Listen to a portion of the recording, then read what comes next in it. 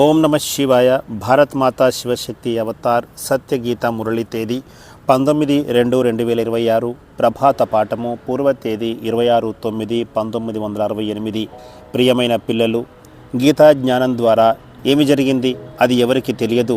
శ్రీకృష్ణుడు గీతను బోధించిన తర్వాత సద్గతి లభించిందని అనుకుంటారు, కానీ అది వాస్తవం కాదు. పాండవులు, కౌరవులు అందరూ మరణించారు.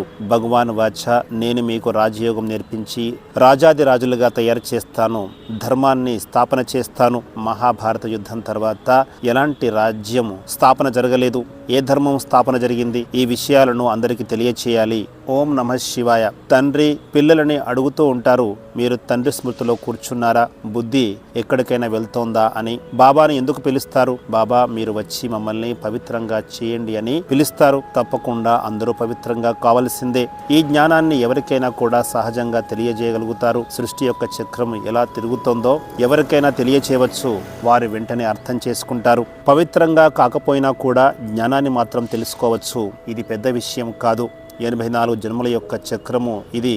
ప్రతి యుగానికి కొంత ఆయుష్ ఉంటుంది. ఇన్ని జన్మలు లభిస్తాయి అని చెప్పవచ్చు. ఇది చాలా సహజమైనది. దీనికి స్మృతి అవసరం లేదు. ఇది కేవలము చదువు మాత్రమే.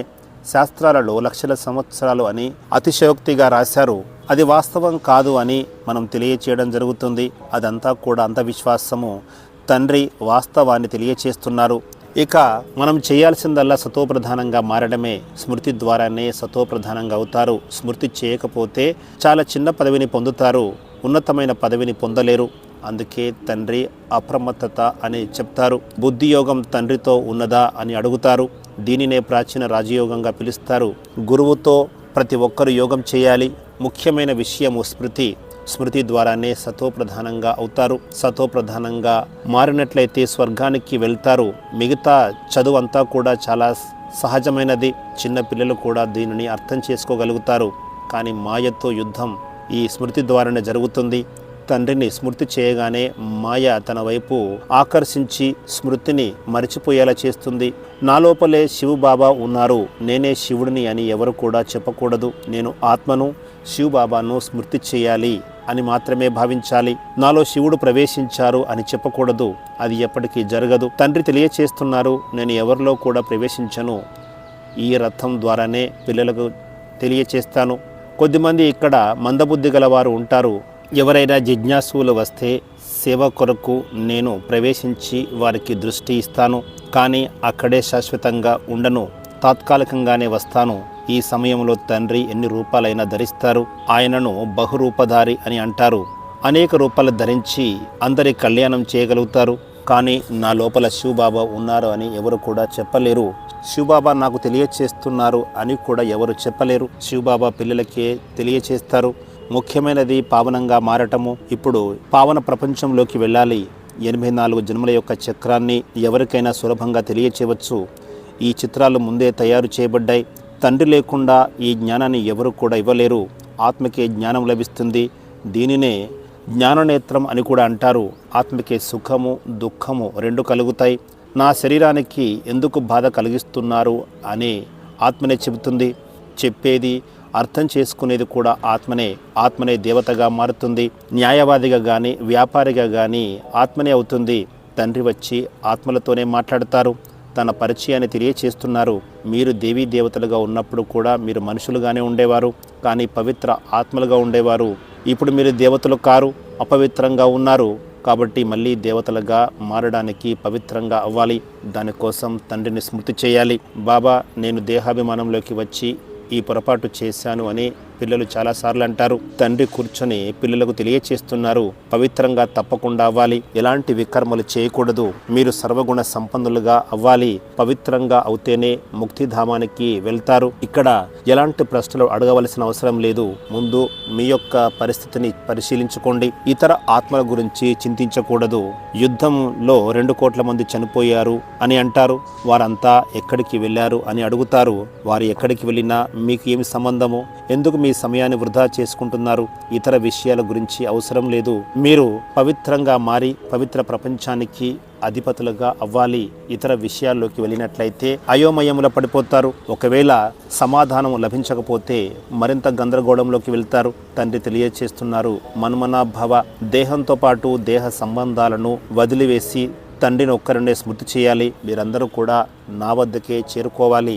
మనుషులు చనిపోయినప్పుడు శ్మశానానికి తీసుకువెళ్తారు. అక్కడికి వెళ్ళి ముఖాన్ని తిప్పివేస్తారు. కాళ్ళు ఈ ప్రపంచం వైపు, ముఖము మరోవైపు తిప్పుతారు. ఎందుకంటే ఇల్లు అనేది పైలోకంలోనే ఉంది. పైలోకానికి అపవిత్రులు వెళ్ళలేరు. పవిత్రంగా అవడానికి తండ్రిని గుర్తు చేయాలి. ఆ తర్వాత తండ్రి ఉండే ముక్తిధామానికి వెళ్ళగలుగుతారు. మమ్మల్ని పవిత్రంగా చేసి విముక్తి కల్పించండి అని అపవిత్రమైన వారే పిలుస్తుంటారు. ఇప్పుడు తండ్రి తెలియచేస్తున్నారు, ఇప్పుడు పవిత్రంగా అవ్వండి. తండ్రి ఏ భాషలో అయితే తెలియచేస్తారో ప్రతి కల్పంలో కూడా అదే భాషలో తెలియచేస్తారు. వారి భాషలోనే మాట్లాడతారు. హిందీకి ఎక్కువ ప్రాచుర్యం ఉంది, అంతేకాని భాష మారిపోదు. సంస్కృత భాష దేవతల యొక్క భాష కాదు. హిందూ ధర్మానిది సంస్కృత భాష కాదు. హిందూ ధర్మానిది హిందీ భాష. అక్కడ అనేక భాషలు లేవు, ఇక్కడ ఎన్నో భాషలు ఉన్నాయి. సంస్కృత భాషకి ఎందుకు ప్రాధాన్యత ఇస్తున్నారు? తండ్రి తెలియచేస్తున్నారు, ఇక్కడ కూర్చున్నప్పుడు తండ్రి యొక్క స్మృతిలో కూర్చోవాలి. ఇతర విషయాల గురించి ఆలోచించకూడదు. ఇక్కడ ఎన్నో దోమలు జన్మిస్తూ ఉంటాయి. అవన్నీ ఎక్కడికి వెళ్తాయి? ఈ ఆత్మలంతా ఎక్కడికి వెళ్తాయి? భూకంపం వచ్చినప్పుడు చాలామంది సమూహంగా చనిపోతారు. వారంతా ఎక్కడికి వెళ్తారు? వీటిని తెలుసుకోవడం వల్ల మీకు ఎలాంటి లాభం కలుగుతుంది? తండ్రి మీ యొక్క ఉన్నతి కోసం పురుషార్థం చేయమని శ్రీమతాన్ని ఇచ్చారు. ఇతరుల గురించి ఆలోచించకండి. అలా ఆలోచిస్తే అనేక విషయాలు వస్తాయి. మీరు నన్ను స్మృతి చేయండి, అప్పుడే మీ పాపాలు తొలగిపోతాయి. దాని కొరకే నన్ను పిలిచారు. యుక్తితో నడవండి. మీరు తండ్రి నుంచి వారసత్వం తీసుకోవాలి, ఇతర విషయాల్లోకి వెళ్ళకూడదు. అందుకే బాబా అప్రమత్తంగా ఉండమని తెలియచేస్తారు. మీ యొక్క బుద్ధి ఎక్కడికి పరిగెత్తకూడదు. భగవంతుని యొక్క శ్రీమతాన్ని పాటించాలి. ఇతర విషయాల్లోకి వెళితే ఎలాంటి లాభం లేదు. ముఖ్యమైన విషయము పవిత్రంగా అవ్వటము. పరమాత్మ మన తండ్రి, గురువు, సద్గురువు కూడా. ఇది హృదయంలో గుర్తుండాలి. వారే మన తండ్రి, వారే మనకు బోధన చేస్తారు, వారే యోగాన్ని నేర్పిస్తారు. చదువు చెప్పే గురువుపైనే యోగము ఉండాలి. ఆ తర్వాత చదువును గుర్తుంచుకోవాలి. మీరు తండ్రి వారిగా అయ్యారు కాబట్టి ఇక్కడ కూర్చున్నారు, గురువు వద్ద చదువుతున్నారు. ఎక్కడ ఉన్నా కూడా తండ్రి పైన, తర్వాత చదువు పైన దృష్టి పెట్టాలి.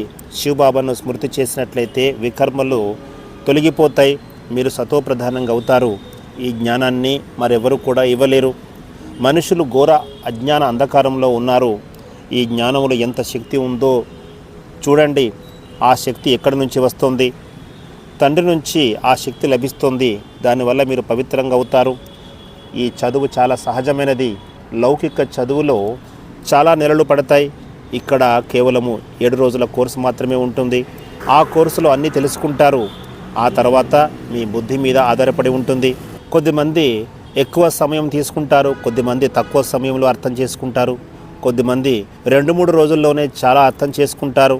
ముఖ్యమైనది తండ్రిని స్మృతి చేయాలి, పవిత్రంగా అవ్వాలి. ఇదే చాలా కష్టము. చదువంతా కూడా చాలా సహజమైనదే. ఇప్పుడు స్వదర్శన చక్రధారులుగా అవ్వాలి. ఒకరోజు కోర్సులో కూడా చక్కగా అర్థం చేసుకోవచ్చు. మనము ఆత్మలము, అనంతమైన తండ్రి యొక్క సంతానము కాబట్టి విశ్వానికి అధిపతులుగా అవుతాము.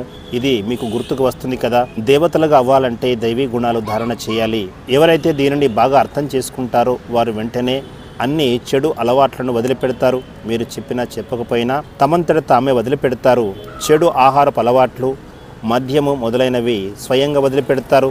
మనం ఇలా అవ్వాలి అని భావిస్తారు. మీకు 21 జన్మల పాటు రాజ్యభాగ్యం లభిస్తుంది. అలాంటప్పుడు ఎందుకు పవిత్రంగా కాకూడదు? ముఖ్యమైన విషయము స్మృతి. ఇక 84 జన్మల చక్ర జ్ఞానము ఒక క్షణంలోనే లభిస్తుంది. చూడగానే తెలుసుకుంటారు. కొత్త వృక్షం చాలా చిన్నదిగా ఉంటుంది. ఇప్పుడు చూడండి, వృక్షం ఎంతో విస్తారంగా ఉంది. తమో ప్రధానంగా మారిపోయింది. మళ్ళీ కొత్త చిన్న వృక్షంగా తయారవుతుంది. ఈ జ్ఞానము ఇక్కడ తప్ప ఎక్కడ లభించదు అని మీరు తెలుసుకున్నారు. ఇక్కడ తండ్రి ఎలాంటి శిక్షణ ఇస్తారు? తండ్రిని స్మృతి చేయమని చెబుతారు. తండ్రి తెలియచేస్తున్నారు అనే విశ్వాసం పెట్టుకోవాలి. భగవాన్ వాచ, నేను మీకు రాజయోగాన్ని నేర్పిస్తున్నాను. ఇలా మనుషులు ఎవరు కూడా చెప్పలేరు. గురువు బోధిస్తున్నప్పుడు తప్పకుండా గురువును గుర్తు చేసుకుంటారు. అలాగే ఈ అనంతమైన తండ్రి కూడా తండ్రి లాంటి వారే మనల్ని స్వర్గాధిపతులుగా తయారు చేస్తారు. కానీ ఆత్మ పవిత్రంగా ఎలా అవుతుంది అనే దాని గురించి ఎవరు చెప్పలేదు. తమని తాము దేవుడిగా చెప్పుకునేవారు ఉంటారు, కానీ పవిత్రంగా ఎలా అవ్వాలి అనే దాని గురించి ఎవరు చెప్పలేరు. ఈ రోజుల్లో చాలామంది భగవంతుళ్ళు తయారయ్యారు, అందుకే మనుషులు గందరగోళంలో పడిపోయారు. అనేక మతాలు వస్తున్నాయని చెప్తుంటారు. ఏ మతం సరి అనేదో ఎలా తెలుస్తుంది? మీరు ప్రదర్శన లేదా మ్యూజియం ప్రారంభిస్తారు, కానీ దాని గురించి ఎవరికి తెలియదు. నిజానికి ఇప్పటికే ఇది ప్రారంభమైపోయింది. మొదట పునాది వేస్తారు, తర్వాత ఇంటి నిర్మాణము పూర్తయిన తర్వాత ప్రారంభోత్సవం చేస్తారు. పునాది వేయడానికే అందరినీ ఆహ్వానిస్తారు. దీనిని తండ్రి స్థాపన చేస్తున్నారు. మిగతా కొత్త ప్రపంచం అనేది స్వతహాగానే ప్రారంభమవుతుంది.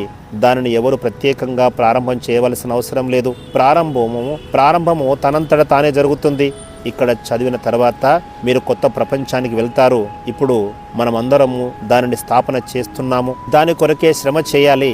వినాశనము జరుగుతుంది, తర్వాత ఈ ప్రపంచము పరివర్తన చెందుతుంది. అప్పుడు మీరు కొత్త ప్రపంచంలో రాజ్యపాలన చేయడానికి వస్తారు. సత్యయుగాన్ని తండ్రి స్థాపన చేస్తున్నారు. మీకు స్వర్గం యొక్క రాజ్యభాగ్యం లభిస్తుంది. దానిని ఎవరు ప్రారంభోత్సవం చేస్తారు? తండ్రి స్వర్గంలోకి రారు. మున్ముందు మీకు స్వర్గంలో ఏమి జరుగుతుందో తెలుసుకుంటారు, తర్వాత కూడా ఏమి జరుగుతుందో తెలుసుకుంటారు. సమయము గడిచే కొద్దీ అర్థమవుతుంది. ఇంకా తెలుసుకోవడానికి సమయము మిగిలి ఉంది. ఇంకా ఆ సమయము రాలేదు. పవిత్రంగా కాకుండా స్వర్గంలోకి వెళ్ళలేరు. ఉన్నతమైన పదవిని కూడా పొందలేరు. తండ్రి బాగా పురుషార్థం చేయమని చెబుతారు. వ్యాపార వ్యవహారాలు నిర్వహించుకోండి, కానీ ఎక్కువ డబ్బును సంపాదించి ఏం చేసుకుంటారు? వాటిని తినలేరు కదా. మీరు మీ కుమారులు మనుమలు కూడా తినలేరు. అన్నీ మట్టిలో కలిసిపోతాయి. అందుకే కేవలము 8 సంవత్సరాల కొరకు మాత్రమే డబ్బును దాచి ఉంచుకోండి. మిగతాదంతా కూడా స్వర్గానికి ట్రాన్స్ఫర్ చేయండి. అందరూ కూడా పూర్తిగా ట్రాన్స్ఫర్ చేయలేరు. పేదవారు మాత్రమే ట్రాన్స్ఫర్ చేస్తారు. భక్తి మార్గంలో కూడా ట్రాన్స్ఫర్ చేస్తారు, కానీ అది పరోక్షమైన ట్రాన్స్ఫర్. ఒక జన్మ కోసం మాత్రమే. ఇది ప్రత్యక్షమైనది. కానీ పతితమైన మనుషులతోనే వ్యవహారాలు నిర్వహిస్తారు. తండ్రి తెలియచేస్తున్నారు, మీకు పతితులతో ఎలాంటి లావాదేవీలు చేసుకోకూడదు. మీరు బ్రాహ్మణులకు మాత్రమే సహాయం చేయాలి. చాలా బ్రాహ్మణులు అయితేనే వారికి సహాయం చేయండి. స్వయంగా సేవ చేస్తున్న వారికి ఎలాంటి సహాయం చేయవలసిన అవసరం లేదు. ఇక్కడ పేదలు ధనవంతులు అందరూ కూడా వస్తారు, కానీ మల్టీ మిలియనీర్లు ఇక్కడికి రాలేరు. నేను పేదల పాలిట పెన్నిధిని అని తండ్రి తెలియచేస్తున్నారు. భారతదేశము పేద ఖండము. నేను భారతదేశంలోనే వస్తాను అని తండ్రి తెలియచేస్తున్నారు. అందులో ఈ ఆబు అతిపెద్ద తీర్థస్థానము. తండ్రి ఇక్కడికి వచ్చి ప్రపంచానికి సద్గతిని ఇస్తారు. ముక్తి, జీవన్ముక్తిని వారసత్వంగా ఇస్తారు. ఇది ఎవరికి కూడా తెలియదు. సంగమ యుగంలోనే తండ్రి వచ్చి అందరికీ సద్గతిని ఇస్తారు. భక్తి ద్వారా దుర్గతి లభిస్తుంది. అందుకే తండ్రి వచ్చి భక్తి యొక్క ఫలితాన్ని ఇస్తారు. భక్తి ఫలం అంటే సద్గతి ఇవ్వడం. ఇది నరక ప్రపంచము. నరకం నుంచి స్వర్గం ఎలా పరివర్తన చెందుతుందో మీరు తెలుసుకున్నారు. ఇప్పుడు మీకు జ్ఞానమంతా తెలిసింది. తండ్రి పావనంగా చేయడానికి చాలా యుక్తిని తెలియచేస్తున్నారు. ఈ యుక్తి ద్వారా అందరికీ కళ్యాణం జరుగుతుంది. సత్యయుగంలో అకళ్యాణం అనే మాట ఉండదు. అక్కడ దుఃఖము, బాధలు ఏవి ఉండవు. తండ్రినే జ్ఞానసాగరుడు, సుఖసాగరుడు అనే మహిమ చేస్తారు. మీరు కూడా ప్రేమ సాగరులు, ఆనంద సాగరులు, సుఖ సాగరులుగా అవుతున్నారు. అనేక మందికి సుఖాన్ని ఇస్తారు. ఆత్మ తన సంస్కారాన్ని వెంట తీసుకుని వెళుతుంది. కొత్త ప్రపంచానికి వెళ్ళగానే మీ మహిమ మారిపోతుంది. అప్పుడు మిమ్మల్ని సర్వగుణ సంపన్నులుగా పిలుస్తారు. ఇప్పుడు మీరు నరక ప్రపంచంలో ఉన్నారు. దీనినే ముళ్ళ అడవి అంటారు. తండ్రిని తోటమాలి అని లేదా నావికుడు అని అంటారు. మా పడవను తీరం వైపు దాటించు అని గానం చేస్తారు. ఎందుకంటే దుఃఖంలో ఉన్నప్పుడే ఆత్మ పిలుస్తుంది, మహిమ చేస్తుంది. కానీ దాని గురించి ఎవరు అర్థం చేసుకోలేకపోతున్నారు. అచ్యుతం అని అంటారు, అంటే తండ్రిని గుర్తు చేయడము. అలాగే కేశవం అంటారు. కృష్ణుని కూడా స్మృతి చేస్తారు. శ్రీరామ, శ్రీనారాయణ, కృష్ణ, వాసుదేవ అని గుర్తు చేస్తూ ఉంటారు. చాలా గందరగోళంలోకి వెళ్ళిపోయారు. ఎవరికి ఏమీ తెలియదు. అజ్ఞానులు ఎలాంటి అర్థం లేకుండా మాట్లాడతారు. భగవంతుడిని నింద చేసినట్లయితే అనాథులుగా అవుతారు. ఇప్పుడు మీరు ఇంట్లో భక్తి చేయకపోతే నాస్తికులు అని అంటారు. మీరు వారికి చెప్పవచ్చు, మేము ఆస్తికులమే, సర్వులకు సద్గతి దాత అయిన తండ్రిని మేము తెలుసుకున్నాము. తండ్రి స్వయంగా తన పరిచయాన్ని తెలియచేశారు. మీరు భక్తి చేయకపోతే మీ కుటుంబీకులు ఎంతగానో మిమ్మల్ని ఇబ్బంది పెడతారు. వారు మెజారిటీ, మీరు మైనారిటీ. మీరు మెజారిటీ అయిన తర్వాత వారు మీ వైపు వస్తారు. వారి యొక్క బుద్ధి తాళం క్రమంగా తెరుచుకుంటుంది. మీ లౌకిక తండ్రి వద్ద ఆస్తి ఉన్నప్పుడు, అందులో భాగం కోరినప్పుడు వారు ఇవ్వడానికి ఒప్పుకోరు. ఈ సాంగత్యము, ఈ సత్సంగము వదిలి భక్తి చేస్తేనే ఆ ఆస్తిని ఇస్తాము అని వారు చెబుతారు. ఆస్తి లభిస్తే దేనికైనా ఉపయోగపడుతుంది. పాపాత్ములకు ఆ ఆస్తిని ఎందుకు వదిలిపెట్టాలి? ఆస్తి లభించిన తర్వాత సఫలం చేయడం కొరకు సేవా కేంద్రాన్ని ప్రారంభించాలి. అక్కడ అనేక మందికి తండ్రి యొక్క పరిచయాన్ని ఇచ్చి కళ్యాణం చేయాలి. చాలామంది దుఃఖంలో ఉన్నారు. ధనవంతుల దగ్గర కూడా ఏమీ మిగలదు. ఎక్కడే ధనము అక్కడే ముగిసిపోతుంది. ప్రతి ఒక్కరికి తమ జన్మభూమి అంటే ఇష్టము, అలాగే గౌరవం కూడా ఉంటుంది.